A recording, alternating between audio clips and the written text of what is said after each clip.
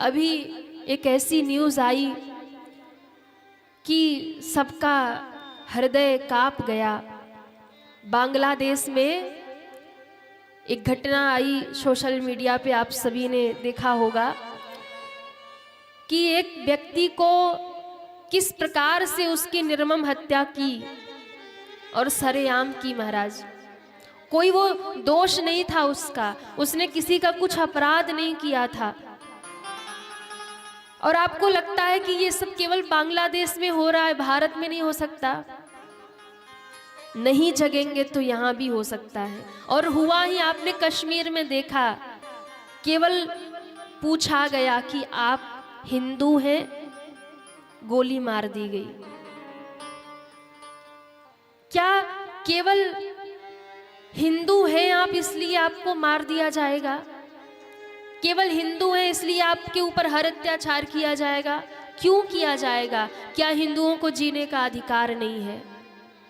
मैं कोई विशेष किसी पर टीका टिप्पणी नहीं कर रही हूं, लेकिन मैं आप सबको कह रही हूं कि कितनी हृदय विदारक घटना हुई कि उस व्यक्ति को जो कि हिंदू था, उसे पीट पीट करके मार दिया गया, निर्वस्त्र करके उसे घसीटते हुए ले जाया गया और एक वृक्ष में बांध करके उसे सरेआम जलाया गया।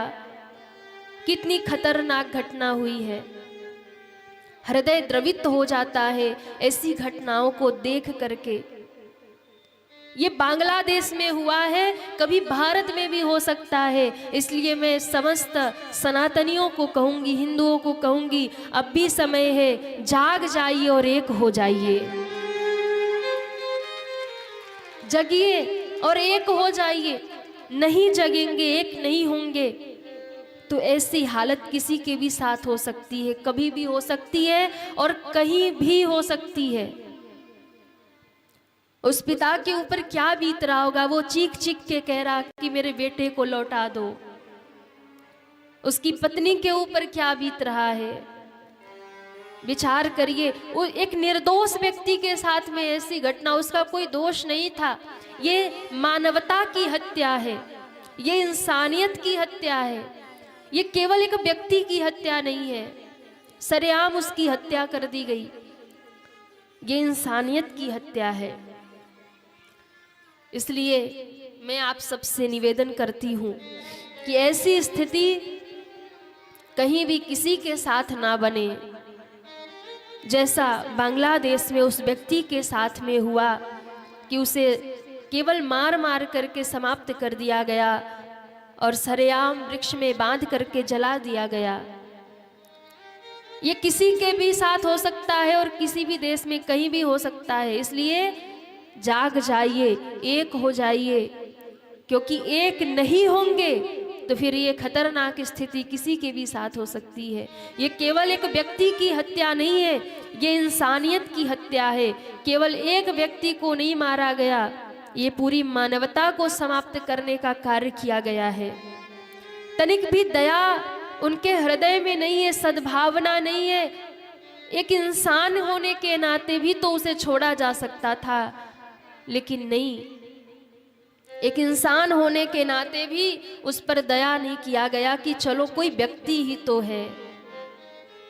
निर्मम और निर्दोष हत्या। और वहां जितने भी देखने वाले थे ना, वहां के युवा जितने भी देखने वाले थे, वो मनोरंजन कर रहे हैं, वो हल्ला मचा रहे हैं, शोर कर रहे हैं, जैसे कोई बहुत गर्व की बातें हैं, कोई बहुत अच्छा कार्य वो कर रहे हैं, वो ऐसा कर रहे हैं।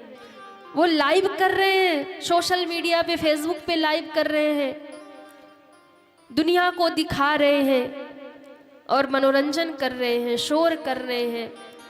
कितनी खतरनाक बातें हैं।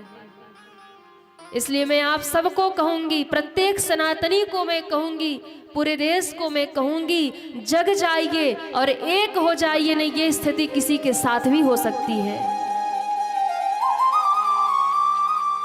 जग जाइए, आने वाला समय और भी कठिन हो सकता है। बोलिए भागवत महापुराण की जय हो। समझदार को इशारा काफी होता है, मैं ज्यादा उसमें नहीं जाऊंगी। आप लोग समझदार हैं, और आप समझते हैं इस बात को। आप देखिए समय कितना कठिन है, दूसरे देशों में कितनी कितनी घटनाएं हो रही हैं। हमें लगता है कि हम भारत में हैं, हम बचे हुए हैं, पर भारत में हैं तो आप कब तक बचेंगे? यदि आप नहीं जगेंगे तो फिर बच पाना बहुत मुश्किल है। इसलिए जगना पड़ेगा, समझना पड़ेगा। आप विचार करिए, देखिए कलयुग का जो समय है बहुत कठिन है, और अभी तो समय कुछ ठीक भी चल रहा है, आगे आने वाला समय तो और कठिन है। अभी तो लोग भक्ति कर रहे हैं, अभी तो लोग कथा सुन रहे हैं, अभी तो लोग सत्संग कर रहे हैं, अभी तो लोग धर्म कर रहे हैं, अभी बहुत लोग धर्मात्मा हैं, अभी बहुत लोग अच्छे काम कर रहे हैं।